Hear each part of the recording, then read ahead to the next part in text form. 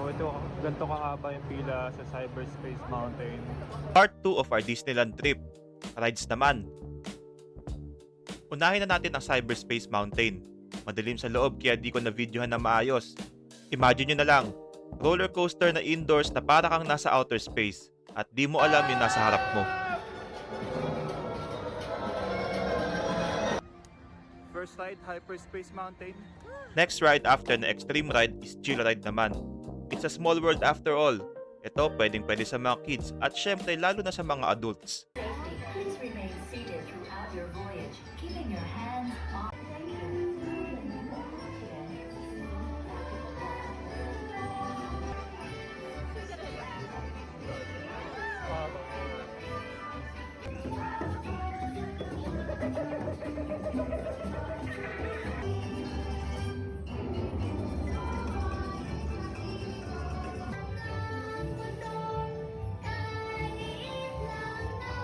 At nakasalubong pa nga natin si Captain America at antig 400 pesos na popcorn bago mag Ant-Man and the Wasp Nano Battle. Dito, babadrilin mo lang naman yung target sa harap.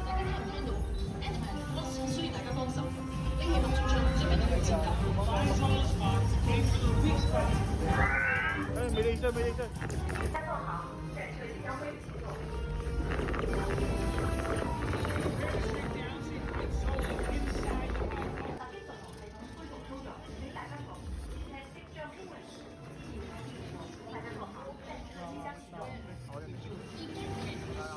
At dito naman tayo sa frozen area. Inuna na namin to extreme ride na pinilahan namin for almost 1 hour and 30 minutes. Pero 40 seconds lang halos ang ride, pero sulit naman.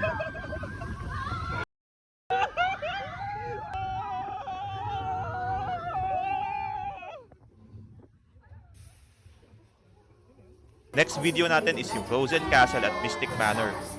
See you sa next rides! 你哋去緊亞沙嘅冰雪皇宮，我都去，斯特都去。